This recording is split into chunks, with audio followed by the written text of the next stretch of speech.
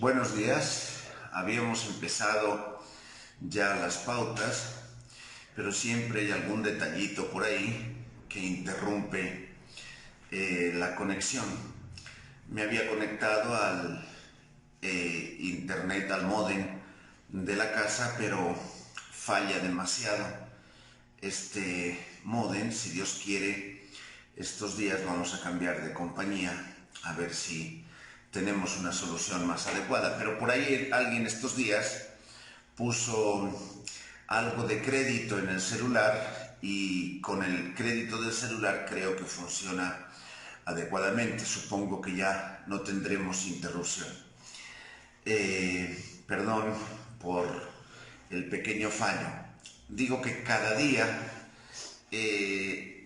las pautas son la oportunidad de ir recentrando nuestra vida en Dios, en la fe, y de ir planteando esta manera de vivir siempre renovada, siempre nueva desde Él. Ayer estaba viendo, esta mañana en realidad, tenía un poquito de curiosidad sobre la vida de San Ángel, un carmelita del siglo XII, bueno, entre el siglo XII y el siglo XIII, nacido en Jerusalén, que vivió muchos años precisamente en el Monte Carmelo, en el límite entre Galilea y Samaria, es decir, siempre en el ambiente de Tierra Santa, y que al final fue a Sicilia, a parar a Sicilia.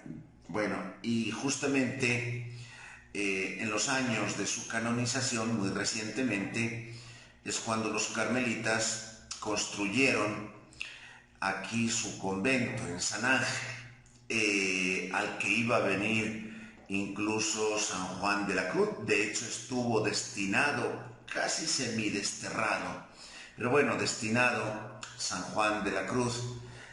Finalmente no alcanzó a venir, y me entró curiosidad porque vivir en San Ángel y saber por qué San Ángel de la Ciudad de México, y llama la atención cómo estos grandes personajes de la historia de la santidad de la Iglesia, bueno, San Ángel en concreto, muy poquísimo conocido en el martirologio cristiano, en el santoral cristiano, pero siempre nos han dado las pautas de unas personas que a veces nos resultan lejanas, pero han sabido en su momento integrar, vivir, arraigar la vida de Dios en su contexto concreto. Algunos como este, pues monjes, podría decir, como los carmelitas. Otros son casados, otros son solteros, otros.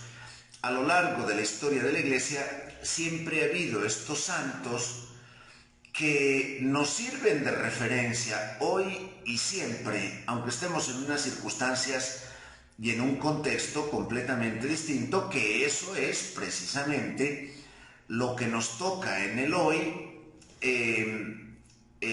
integrar, encajar y saber armonizar, saber fecundar en las circunstancias actuales a partir de la vivencia del Evangelio actual, ¿verdad? Y también las circunstancias particulares que vive cada uno, que vividas sin fe, pues son circunstancias que realmente van siendo intrascendentes. Vividas en la fe, estas circunstancias que tenemos oportunidad de vivir cada uno, son circunstancias maravillosas para poder conectar con Dios y sabernos enlazar a esa tradición realmente de santidad de la Iglesia, de santidad eclesial, que sirve de faro y de referencia al mundo de por dónde anda la auténtica manera de plantear la vida. No es otra cosa que plantear la vida desde Cristo.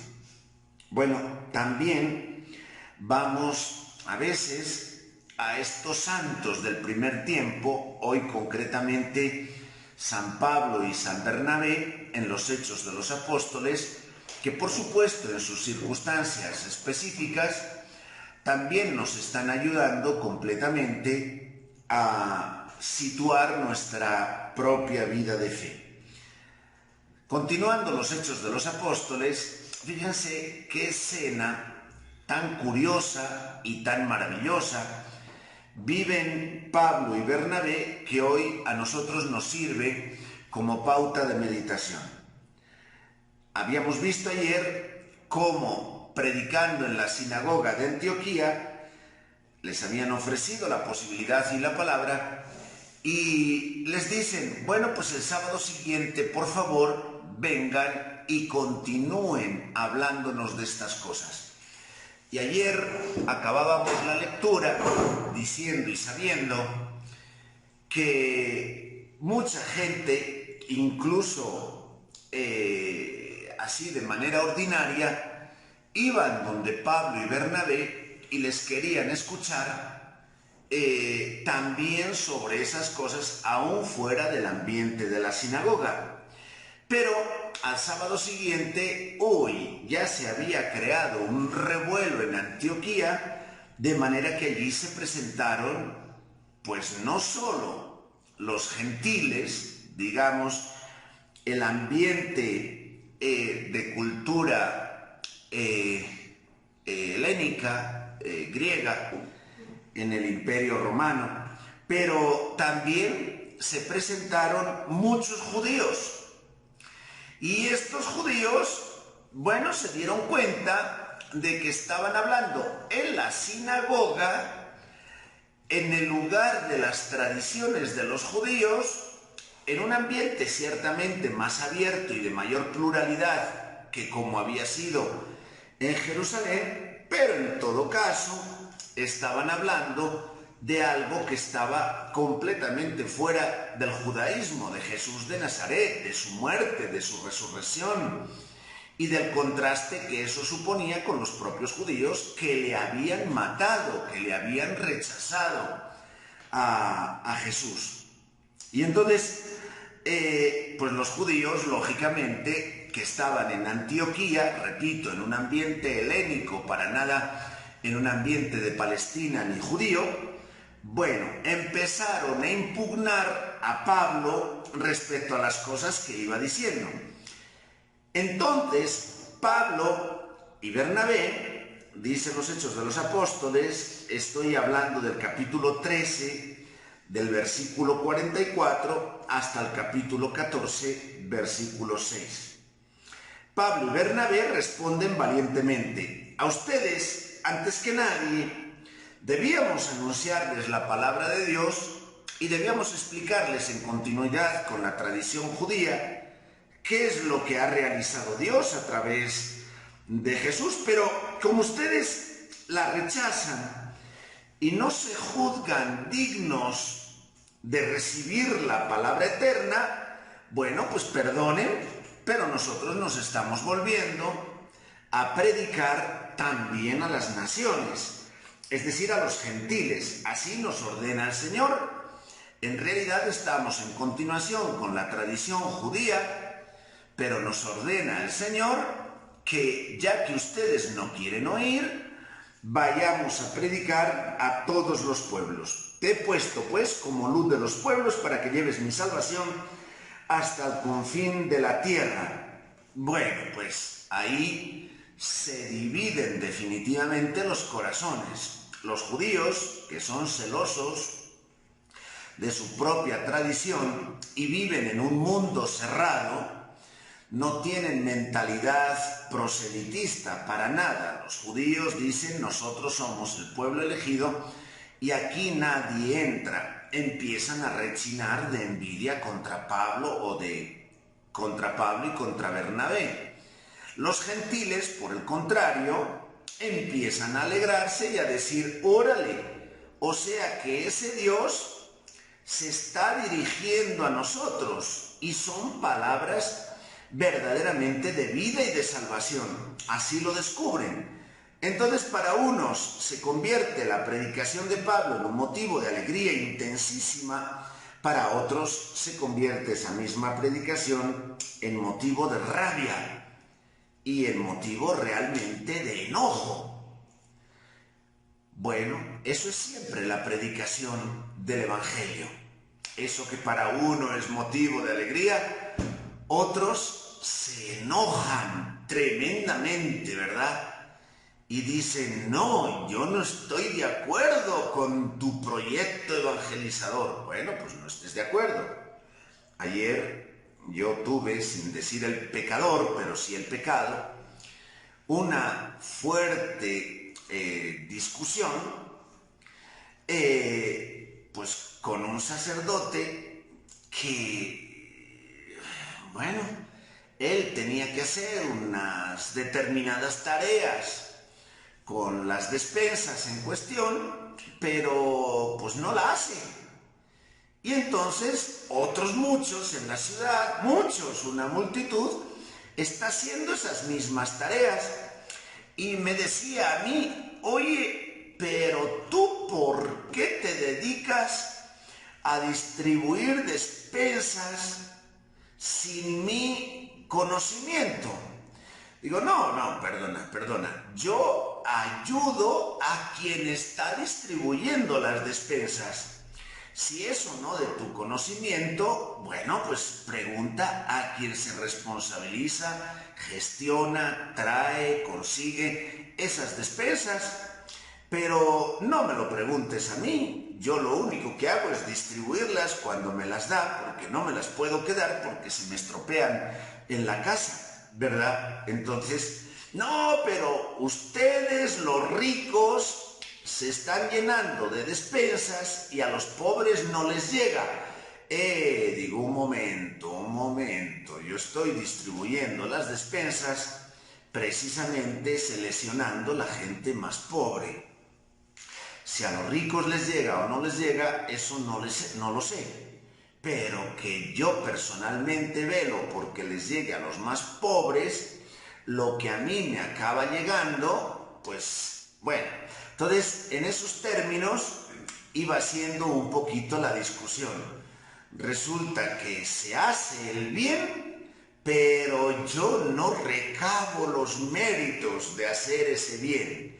Entonces me entra rabia. Yo calma un poquito la rabia y trata de esforzarte en hacer el bien también y no tendrás problemas. El problema es cuando uno no hace el bien y no quisiera por nada del mundo que lo hicieran los otros para que yo no quede en evidencia. Ay.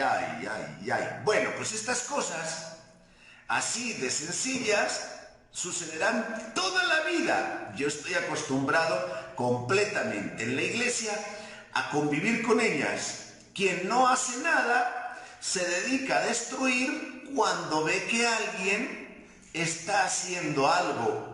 Y muchas de las persecuciones que tenemos en la evangelización son exactamente así. Eso es lo que experimenta Pablo y Bernabé cuando están predicando precisamente en Antioquía. Los gentiles entonces se llenan de gozo ante tales palabras y enaltecen la doctrina del Señor, abrazan la fe, con lo cual el evangelio se iba extendiendo por toda la región. Los judíos soliviantaron a las mujeres distinguidas que acudían a su culto.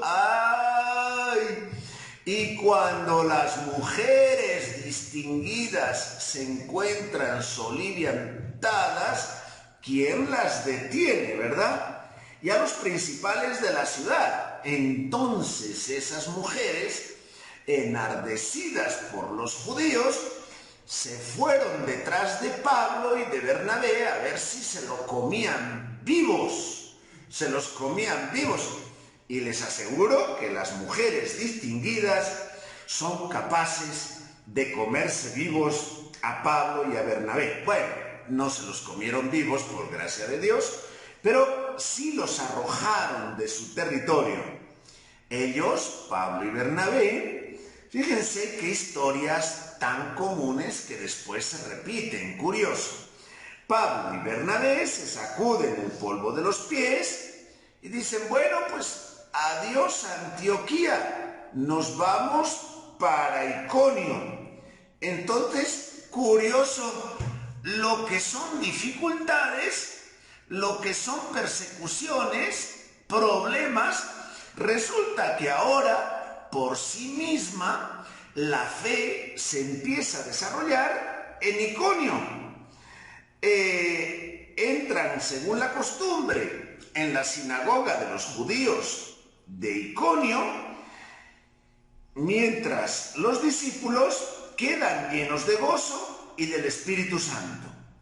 Bueno, y allí hablan con tanto éxito que un numeroso grupo de judíos y de griegos, también en Iconio, abrazan la fe. Pero los judíos que venían persiguiéndoles y que persistían en su incredulidad, soliviantaron y exacerbaron los ánimos de los gentiles contra los hermanos. Entonces Pablo y Bernabé prolongaron, no obstante y en medio de las persecuciones, prolongaron su estancia por mucho tiempo, procediendo a pesar de todo con confianza, con energía, con ánimo, predicaban de todas maneras el Evangelio, y esa doctrina de Jesús se convertía en una doctrina que era internamente vitalidad y salvación para los propios apóstoles y para muchísimos discípulos que iban acogiendo la fe. Entonces, al fin se dividió la ciudad en dos bandos. Unos que estaban a favor de los judíos, que perseguían a los apóstoles, y otros, fundamentalmente, lógicamente, entre los gentiles, no de origen judío, que estaban a favor de los apóstoles, de Pablo y de Bernabé. ¡Pobre Pablo! ¡Qué persecuciones tan tremendas! Bueno, a tal punto llegaron las cosas que se llegó a producir un tumulto entre gentiles y judíos con los jefes a la cabeza, con el propósito, pues, de descontar a Pablo y a Bernabé. No dice de descontar, dice de maltratar y de apedrear hasta lapidar a Pablo y a Bernabé. Pablo se conocía la escena, ya había estado por allá con Esteban, ¿verdad? Dice, bueno, pues si me apedrean y me lapidan, primero lo hice yo. No lo hizo personalmente, pero casi, ¿verdad? Bueno, Pablo y Bernabé se dieron cuenta de ello y dijeron, no, pues aquí las cosas se están poniendo un poquito críticas, más vale ir a anunciar el Evangelio a otra parte. Y entonces se fueron a Listra y después a Derbe y después a Licaonia, bueno, y a otros lugares vecinos por donde continuaron predicando el Evangelio. Y ahí se iban fundando, en medio de persecuciones y dificultades, se iban fundando las comunidades de los Hechos de los Apóstoles. ¿Cómo nació el cristianismo? ¿Cómo se fundaron las comunidades cristianas? Obvio que no se fundaron con los aplausos de las mentes que están acostumbradas a lo de siempre. Obvio, porque la tendencia es, no, yo siempre he sido así, yo no voy a cambiar, yo no, como he sido, así sigo siendo. Y algunos dicen, y el padre Miguel Ángel critica, ¿verdad? Bueno, no es con esa mente de quienes de manera tan cómoda quieren mantener los oídos cerrados a esa permanente renovación de vida a la que permanentemente impulsa el Evangelio. Bueno, La segunda lectura, hasta ahí un poquito como la narración de los hechos, si quieren son un poquito de relato externo, ¿verdad? Porque estos hechos sí nos describen las dificultades, pero no nos asoman a la vivencia interior de Pablo y de Bernabé, el por qué son capaces de mantenerse con fortaleza en medio de todas esas peripecias y dificultades. Esta lectura sí, esta segunda lectura, hoy de San Hilario, uno de los primeros santos padres, nos ayuda a entender en el contacto con las verdades de la fe, a ir profundizando, interiorizando nuestra propia fe y a ir encontrando en el propio interior el recurso de alegría constante, profunda, arraigada, que ciertamente nos hace permanecer en la fidelidad a Dios y por lo tanto en la vida de santidad. La vida de santidad no es ir a misa todos los días, la vida de santidad no es rezar el rosario todos los días o pararse a las 12 de la mañana a rezar el Regina Coeli en estos tiempos de Pascua o el Ángelus normalmente. La vida de santidad no es juntar las manitas en el momento de la comunión. Bueno, si quieres juntar las manitas, rezar el rosario, por supuesto que son medios que no están mal, que te ayudan a tener un cierto recogimiento. Lo que no puedes hacer es agarrar tu celular, ponerte una esquina por allí detrás de una cortina y estar efectivamente en una misa, pero completamente ajeno. Ahí sí no hay vida de santidad, ¿verdad? Pero la vida de santidad no son esas formas externas. La vida de santidad es la integración de la palabra de Dios, de las verdades de la fe, descritas en la palabra de Dios, y que ciertamente tenemos oportunidad, en esto consiste exactamente la meditación. Bueno, pues hoy concretamente vamos a hablar sobre el verbo, es decir, Cristo, el verbo, la palabra, que se hace carne, que se hace Eucaristía,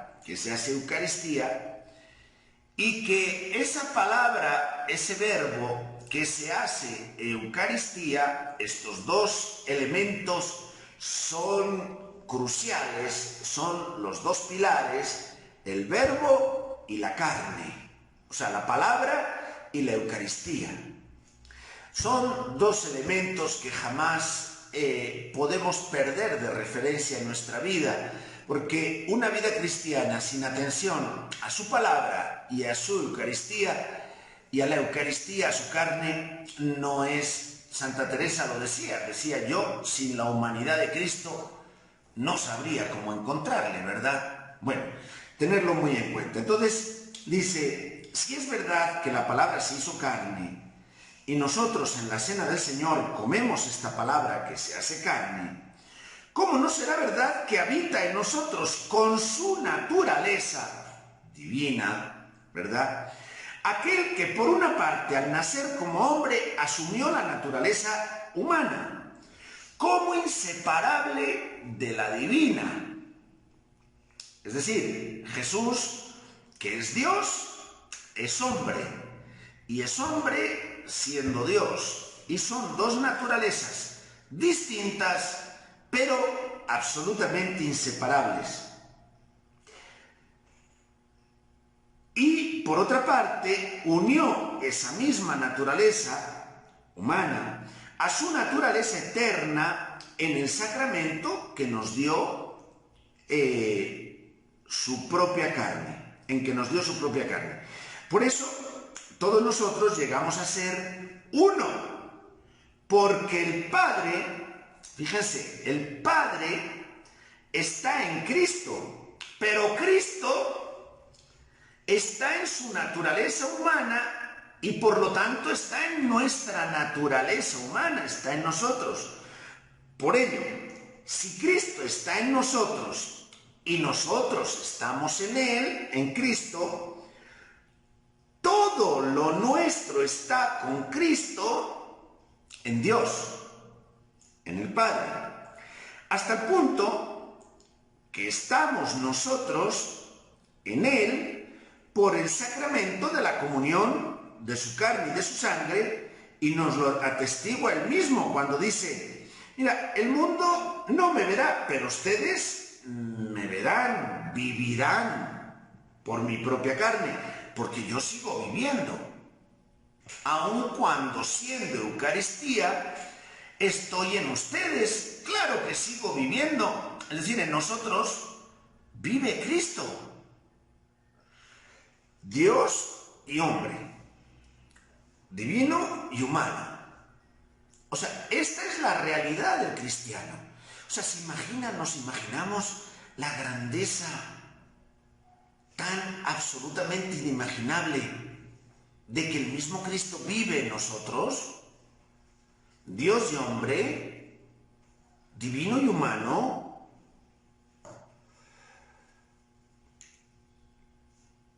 Hasta tal punto, hasta qué punto estamos nosotros en Él,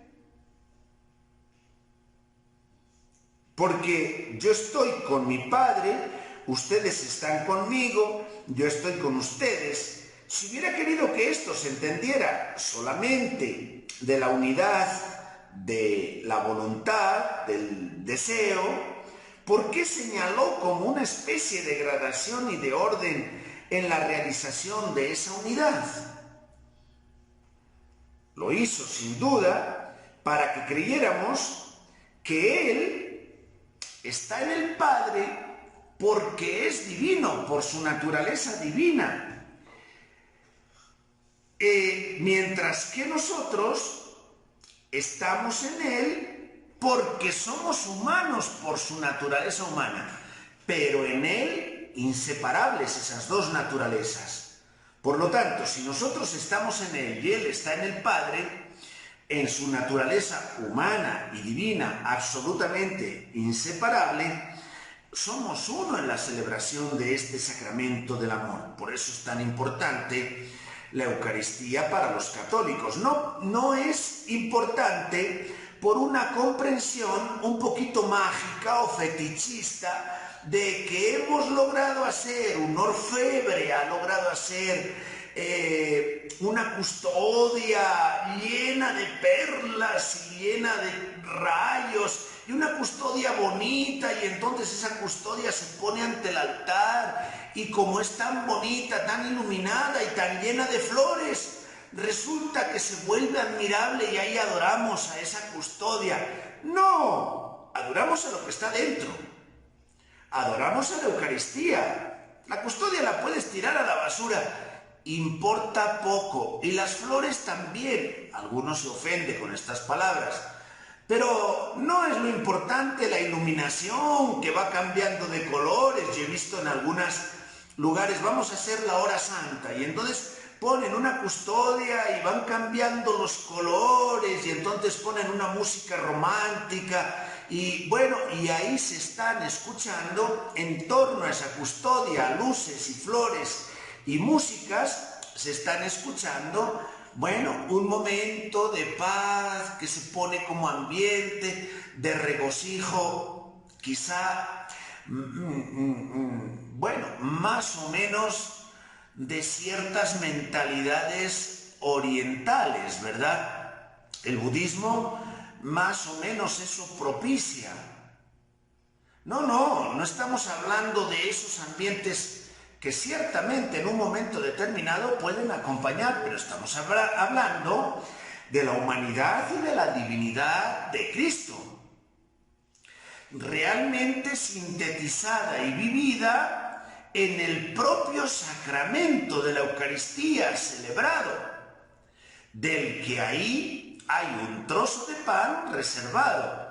Y los católicos creemos en la presencia del Cristo vivo, no solamente simbólico, como que fuera un gesto, de Cristo vivo presente en ese mismo pan consagrado, en el mismo vino consagrado. Entonces, no es una unión de voluntad, no es una especie divina de deseo de la naturaleza divina, es un verdadero hecho.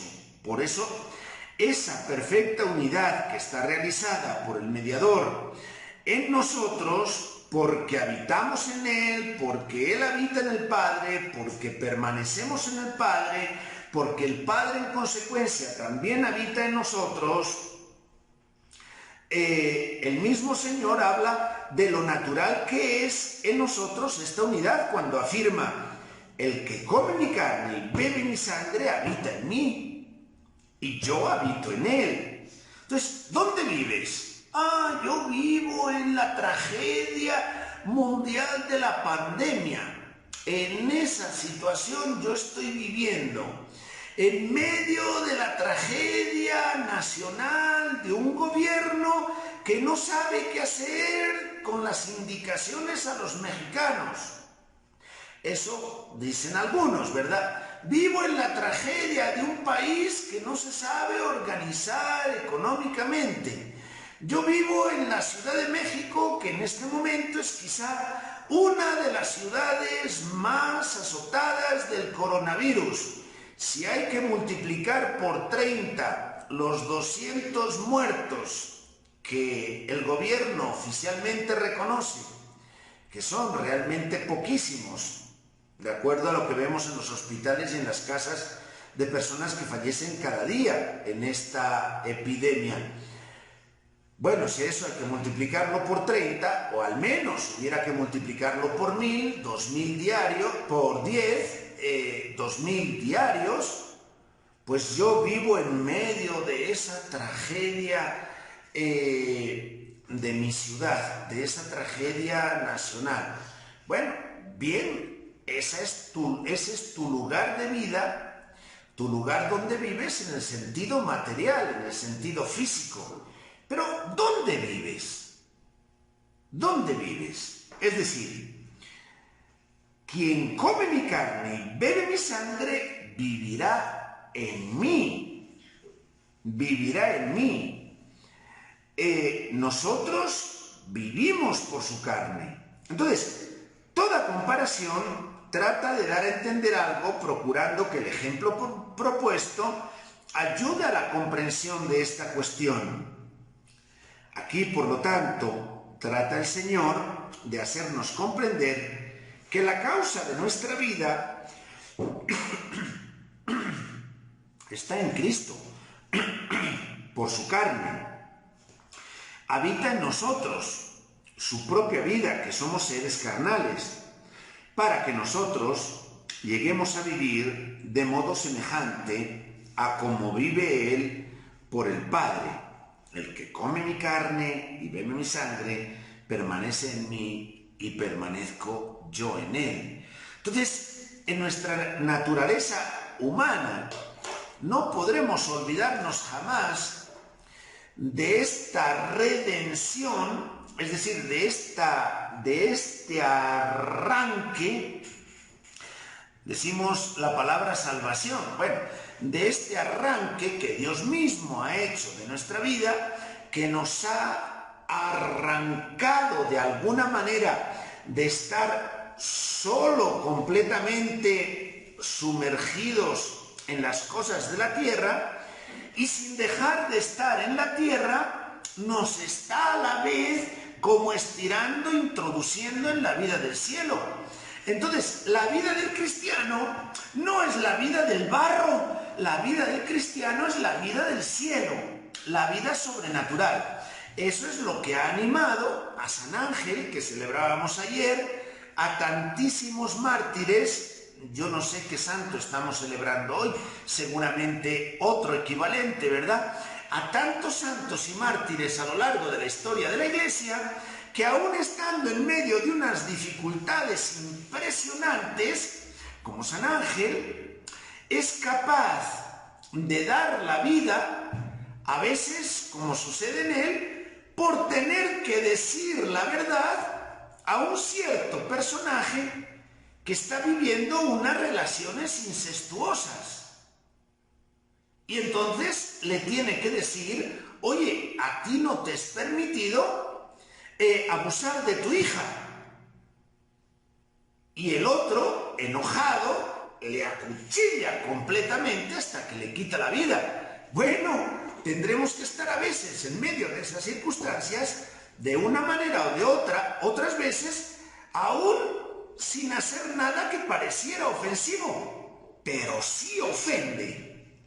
Como les decía hace un rato, del regaño que yo recibí ayer, porque efectivamente colaboro lo que puedo para que vayan fluyendo despensas a la gente más desfavorecida, y en lo que a mí me toca, yo personalmente las llevo a los sacerdotes y a los cerros, a las barrancas más altas de la zona de la delegación de Álvaro Obregón, que realmente en la parte alta hay zonas verdaderamente pues muy pobres, y algunas de ellas pues muy conflictivas, lo sabemos todos los que vivimos en esta ciudad. Entonces, si yo me dispongo a llevar y a hacer fluir y a hacer funcionar que lleguen las despensas, no, resulta que ahora usted, monseñor, ¿por qué se le ocurre llevar esas despensas sin consultarme a mí? Pues ojalá las hubieras llevado tú primero. No las hubiera llevado yo, porque tengo, la verdad, muchas otras cosas también que hacer.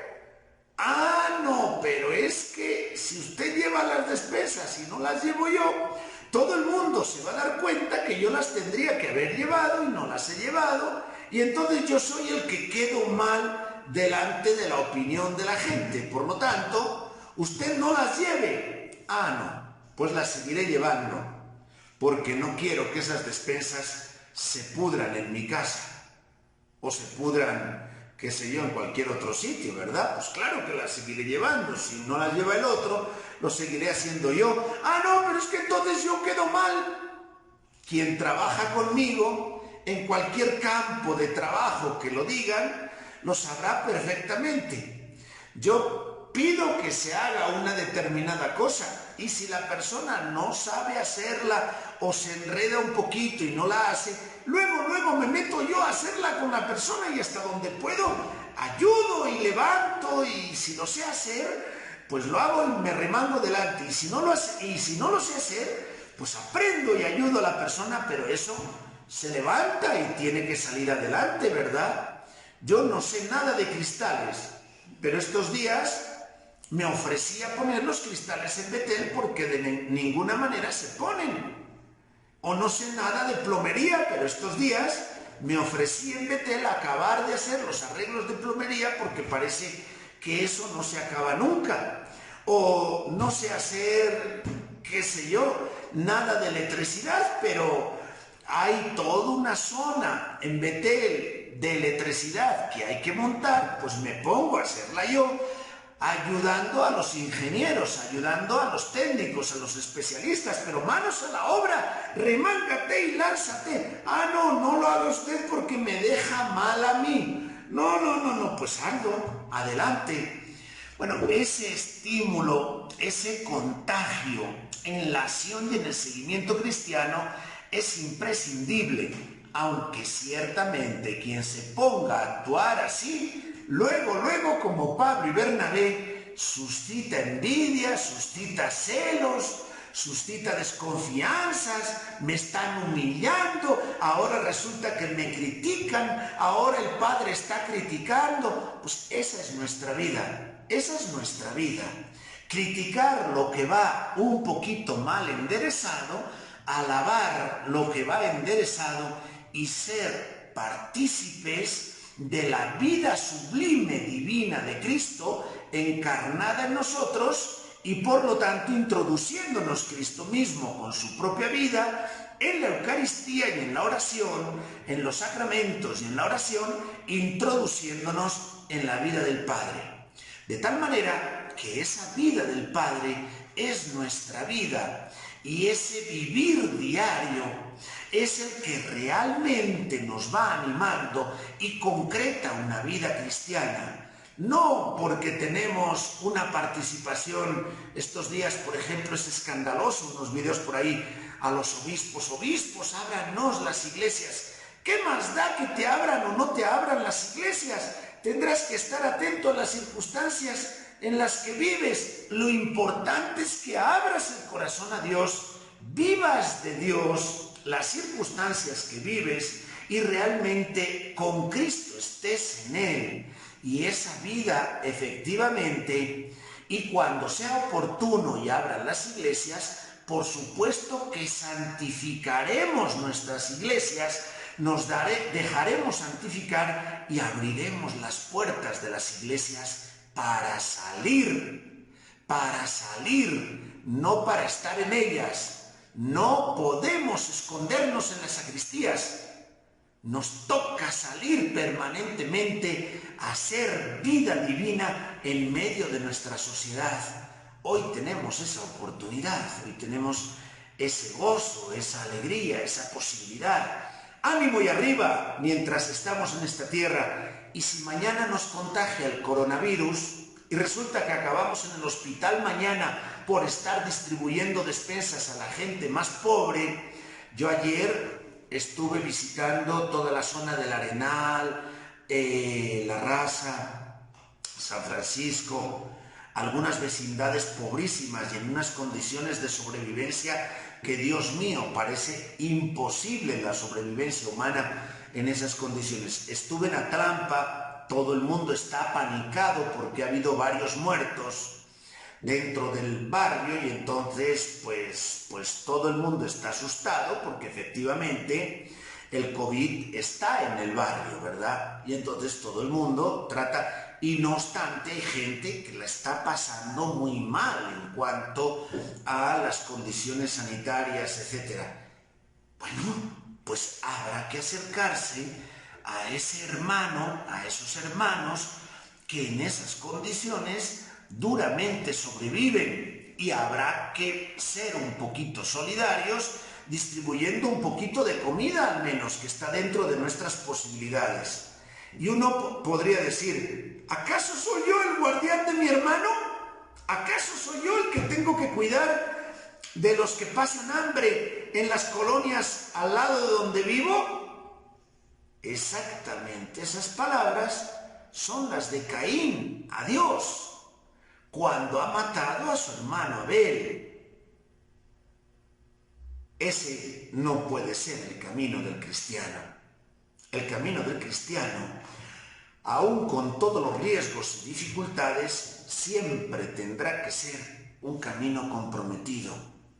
Ánimo, que Dios nos robe la vida y que hoy nuestra vida sea realmente una ofrenda, una consagración, un sacerdocio vivo, es decir, un ofrecimiento de la vida a nuestro Dios, que quiere que seamos uno con nuestros hermanos. Que así sea.